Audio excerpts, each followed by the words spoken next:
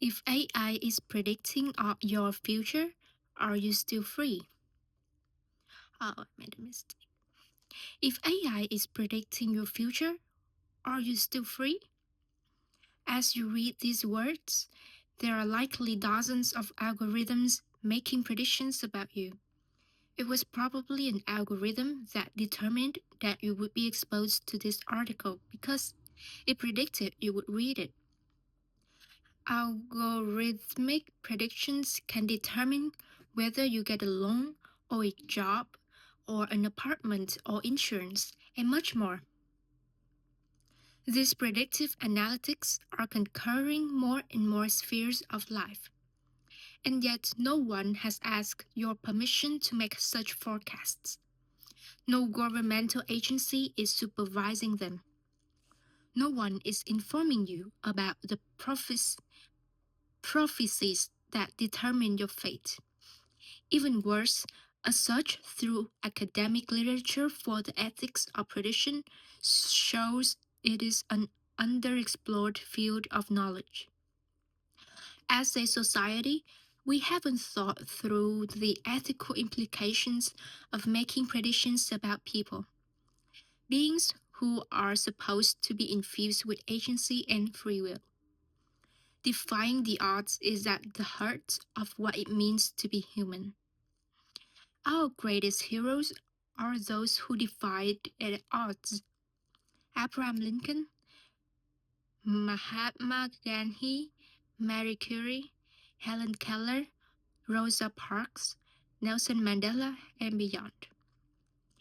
They all succeeded wildly beyond expectations. Every school teacher knows kids who have achieved more than was dealt in their cards. In addition to improving everyone's baseline, we want a society that allows and stimulates actions that defy the odds. Yet, the more we use AI to categorize people, predict their future, and treat them accordingly, the more we narrow human agency, which will in turn expose us to uncharted risks. Human beings have been using predictions since before the Oracle of Delphi. Wars were waged on the basis of those predictions. In more recent decades, prediction has been used to inform practices such as setting insurance premiums.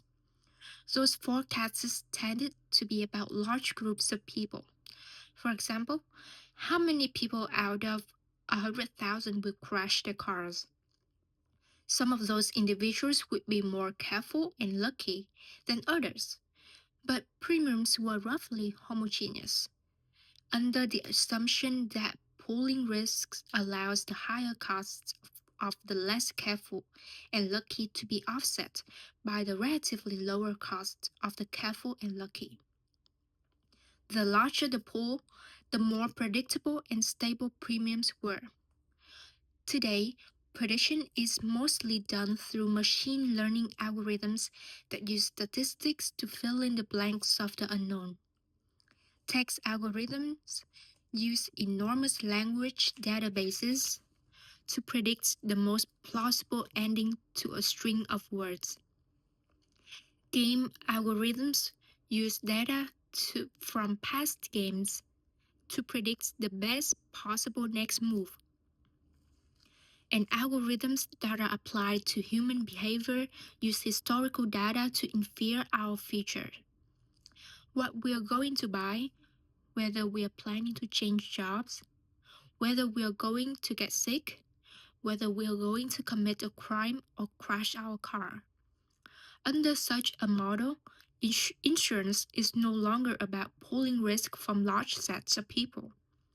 Rather, predictions have become individualized, and you are increasingly paying your own way, according to your personal risk scores, which raises a new set of ethical concerns.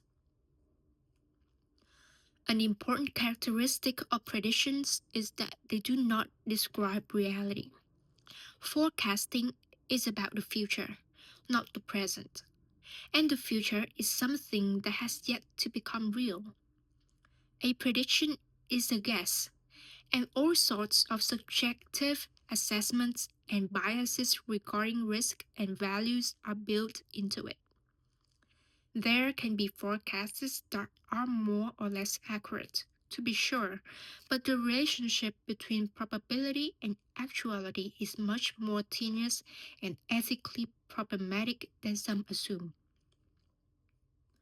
Institutions today, however, often try to pass off predictions as if they were a model of objective reality. And even when AI's forecasts are merely probabilistic, they are often interpreted a deterministic in practice, partly because human beings are bad at understanding probability, and partly because the incentives around avoiding risk end up reinforcing the prediction. For example, if someone is predicted to be 75% likely to be a bad employee, companies would not want to take the risk of hiring them when they have candidates with a lower risk score. The ways we are using predictions raise ethical issues that lead back to one of the oldest debates in philosophy. If there is an omniscient God, can we be said to be truly free? If God already knows all that is going to happen, that means whatever is going to happen has been predetermined. Otherwise, it would be unknowable. The implication is that our feeling of free will is nothing but that, a feeling. This view is called theological fatalism. What is worrying about this argument, above and beyond questions about God, is the idea that if accurate forecasts are possible, regardless of who makes them, then what which has been forecasted has already been determined. In the age of AI, this worry becomes all the more salient, since predictive analytics are constantly targeting people.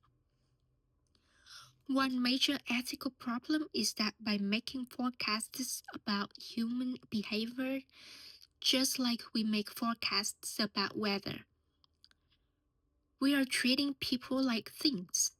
Part of what it means to treat a person with respect is to acknowledge their agency and ability to change themselves and their circumstances. If we decide that we know what someone's future will be before it arrives and treat them accordingly, we are not giving them the opportunity to act freely and defy the odds of that prediction. A second, related ethical problem with predicting human behavior is that by treating people like things, we are creating self-fulfilling prophecies. Predictions are rarely neutral. More often than not, the act of prediction intervenes in the reality it purports to merely observe. For example, when Facebook predicts that a post will go viral, it maximizes exposure to that post, and lo and behold, the post goes viral. Or let's return to the example of the algorithm that determines you are unlikely to be a good employee. Your inability to get a job might be explained not by the algorithm's accuracy, but because the algorithm itself is recommending against companies hiring you and companies take its advice. Getting blacklisted by an algorithm can severely restrict your options in life. Philosophers who were concerned with theological fatalism in the past worried that if God is omniscient and omnipotent, then it's hard not to blame God for evil. As David Hume wrote, to reconcile reconcile the con- con- contingency of human actions with prescience, and yet free the deity from being the author of sin, has been found hitherto to exceed all the power of philosophy. In the case of AI, if predictive analytics are partly creating the reality they purport to predict, then they are partly responsible for the negative trends we are experiencing in the digital age, from increasing inequality to polarization, misinformation, and harm to children and teenagers.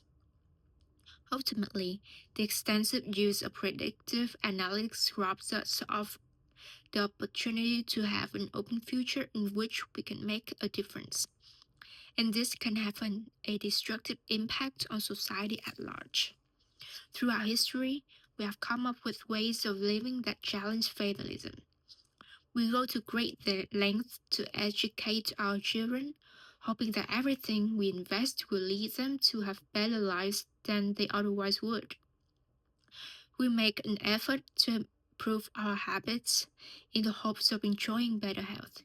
We praise good behavior to encourage more of it, and to acknowledge that people could have made worse choices. We punish wrongdoers, at least partly to disincentivize them and others from transgressing social norms, and partly to blame people who we think should have acted better. We strive to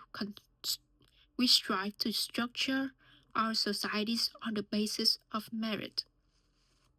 None of these social practices that are so fundamental to our way of life would make any sense if we thought or behaved as if people's destinies were sealed. Praise and blames would be entirely inappropriate.